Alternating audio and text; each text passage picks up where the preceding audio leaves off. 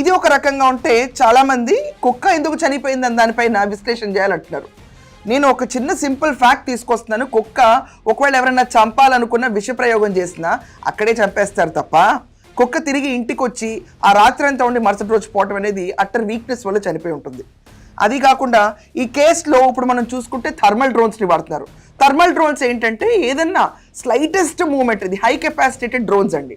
దీంట్లో slightest moment, animal moment కానీ లేకపోతే ఎవరైనా జనాలు పాప కదులుతున్న మూమెంట్ కానీ ఇమ్మీడియట్గా ఇంటర్సెప్ట్ చేయగల కెపాసిటీ ఉన్న థర్మల్ డ్రోన్స్ని వాడుతున్నారు. ఎక్కడా కనపట్లేదు. ఇది కాకుండా ఇప్పుడు ఏమైందంటే forest department versus police department వీళ్ళ మధ్యలో క్లాషెస్ లాగా ఇది ఎస్టాబ్లిష్ చేస్తున్నారు సోషల్ మీడియాలో ప్రతి ఒక్కళ్ళు. ఈ కొండ ప్రాంతంలో అయితే అడవి పందులు సార్ ఉంటే, జింకలు ఉంటాయి, దుప్పులు ఉండొచ్చు, కౌజింగలు ఉంటాయి. ఇంకా తప్పితే పైథాన్స్ అరుదు, పైథాన్ ఉండొచ్చు, పైథాన్ ఉండదని అన్నాం. తాజుపాములు అయితే ఎక్కువ ఉంటాయండి, అలాగే పొడపాములు అవి ఉంటాయి. అడవి పందులు అయితే మస్తుగా ఉంటాయి, ముళ్ళ పందులు ఉంటాయి. అంతమించి క్రూర జంతువులు అయితే ఏమి లేవు sir. As all of you can see, terrain చాలా ఒక 10-20 కిలోమీటర్స్ థిక్ వెజిటేషన్ ఉంది. కొంతమంది మీడియా కొంత మిస్ఇన్ఫర్మేషన్ కూడా స్ప్రెడ్ చేస్తున్నారు.